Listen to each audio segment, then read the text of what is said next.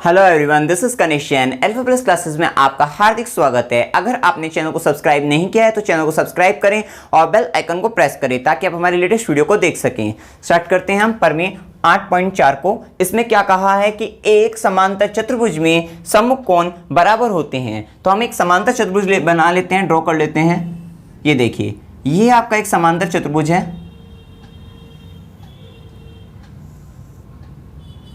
इसको नाम दे देते हैं हम A B C D.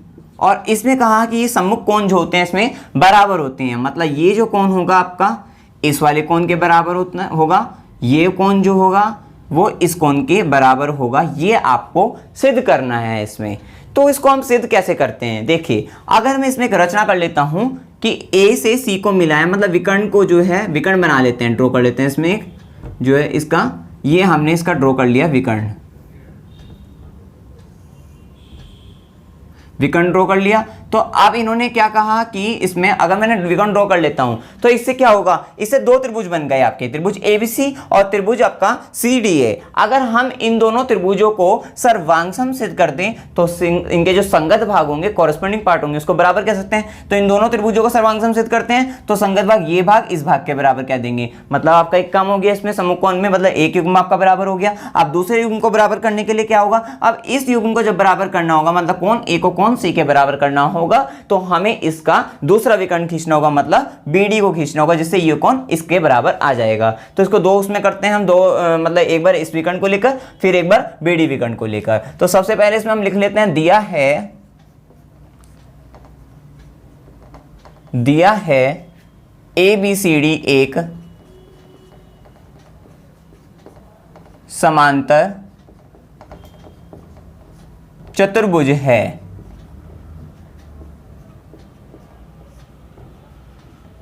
A B C D एक समांतर चतुर्भुज है, इतना ही दिया हुआ है। फिर उसके बाद दिया है सिद्ध करना है, सिद्ध करना है। क्या सिद्ध करना है अपने को इसमें सिद्ध करना है कि सम्मुख कोण क्या होते हैं, बराबर होते हैं। मतलब कोण ए बराबर कौन सी, कोण ए बराबर कौन सी और कोण बी बराबर कौन डी, कोण बी बराबर कौन डी, ये आपको सिद्ध करना है। फिर इसमें हम एक रचना कर लेते हैं, रचना। देखिए रचना में हम क्या करेंगे, यहाँ पे विकर्ण AC को, मतलब A से C को मिला है, विकर्ण AC को बनाया, जो है इस तरीके से लिख लेते हैं कि विकर्ण AC खींचा। इतना हमने जो है इसमें लिख लेते हैं रचना में। और अभी BD को नहीं लिखते, वो हम उसके सेकंड पार्ट या उसमें हम लिखते हैं। फिर हम इसमें प्रमाण लिखते हैं, प्रूफ। अब प्रूफ इसमें किस तरह से करेंगे, आपको पता लग गया। ये दोनों त्रिभुजों को सर्वांगसम सिद्ध करता हूं।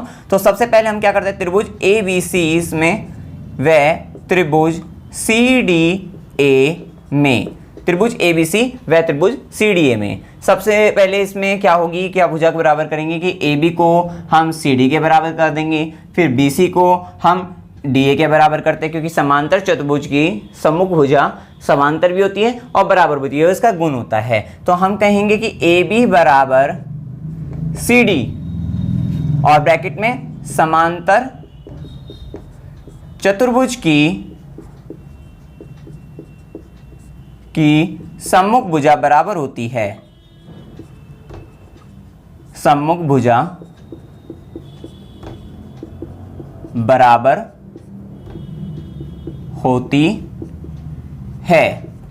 ये AB बराबर CD से हुआ। इसी तरह से BC बराबर किसके होगा, आपका DA के, और ब्रैकेट में सेम रीजन सेम कारण होगा इसका, BC बराबर DA। साथ ही जो AC है ये दोनों त्रिभुजों में उभयनिष्ठ है, तो हम कहेंगे AC बराबर AC ब्रैकेट में उभयनिष्ठ।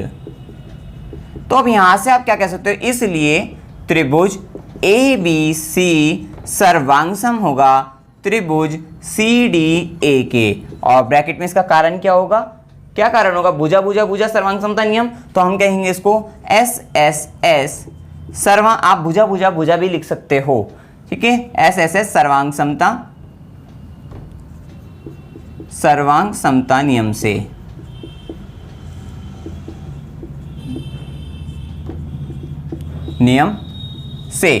तो अब ये जब दोनों त्रिभुज सर्वांग सम हो गए तो अब इनके कोरस्पॉन्डिंग पार्ट बराबर हो गए, तो अब आप क्या कह सकते हो, क्योंकि हमने ये वाले दो त्रिभुज है तो कोण बी बराबर क्या होगा, कोण बी बराबर इसलिए कोण डी के होगा और ब्रैकेट में किस लिए CPCT से, CPCT मतलब corresponding part of the congruent triangle, मतलब जो आपके सर्वांगसम जो त्रिभुज हैं उनके संगत भाग जो कि क्या होते हैं, बराबर होते हैं। तो कोण बी बराबर कोण डी, इसको आप कह दीजिए समीकरण 1।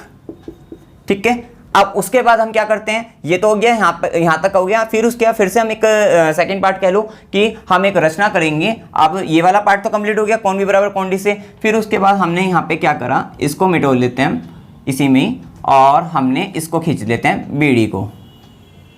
ये देखिए इसको खींचने के बाद क्या बना, दो त्रिभुज बन गए। तो आप यहाँ पे लिख सकते हैं रचना इसका सेकंड पार्ट में, मतलब रचना कर लेते हैं हम यहाँ से, रचना विकर्ण बीडी खींचा, और विकर्ण बीडी खींचने के बाद अब जो त्रिभुज बने आपके वो ये दो त्रिभुज बन गए, आपका BCD ये वाला हो गया और DAB जो है, या BAD जो है DCB, इस तरह से दो त्रिभुज आपके बन जाते हैं यहाँ पे। ठीक है, तो हमने यहाँ पे लिख लिया त्रिभुज BCD व त्रिभुज DAB में। तो अब यहाँ पे जब दोनों त्रिभुज हो गए, अब इनको सर्वांगसम सिद्ध करना है। तो देखिए ये भुजा इस भुजा के बराबर, तो यहाँ पे देखिए BC वाला देखिए पहले कि यहाँ पे क्या होगा, इन दोनों त्रिभुजों की बात है तो ये BC भुजा जो होगी वो किसके बराबर होगी, DA के बराबर हो जाएगी। BC बराबर किसके हो गई, DA के बराबर हो गई। और सेम रीजन समांतर चतुर्भुज की सम्मुख भुजा बराबर होती है, मैं लिख नहीं रहा हूँ, तो ये सेम रीजन होगा यहाँ पे BC बराबर DA। फिर उसके बाद हमने BC को DA के बराबर कर लिया। अब उसके बाद यहाँ पे CD, क्योंकि CD बराबर AB, क्योंकि पहले ये वाला त्रिभुज ले रखा है हमने यहाँ पे देखिए BCD, तो यहाँ पे क्या करेंगे CD बराबर आपका AB हो जाएगा, CD बराबर AB। सेम कारण है, वो भी नहीं लिखा यहाँ पे, ये लिख लेना समांतर चतुर्भुज की समभुजा बराबर होती है। साथ ही BD बराबर BD उभयनिष्ठ हो जाएगा, BD बराबर BD क्या होगा, उभयनिष्ठ। और यहाँ से अब आप क्या कह सकते हो, इसलिए त्रिभुज BCD सर्वांगसम है त्रिभुज DAB के कारण SSS सर्वांग समता नियम से, सर्वांग समता नियम से।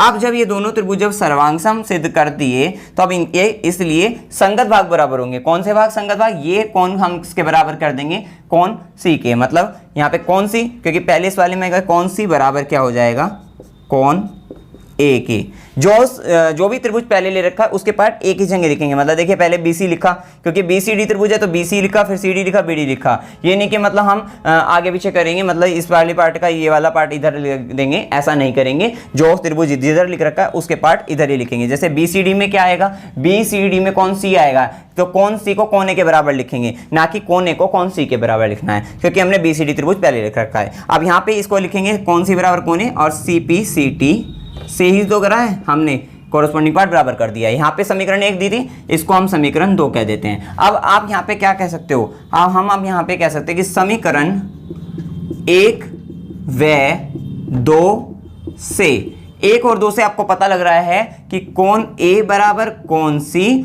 और कोण B बराबर कोण D। अतः यही समांतर चतुर्भुज में सम्मुख कोण बराबर होते हैं। अतः समांतर चतुर्भुज में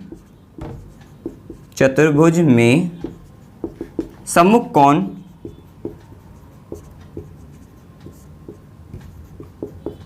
बराबर होते हैं।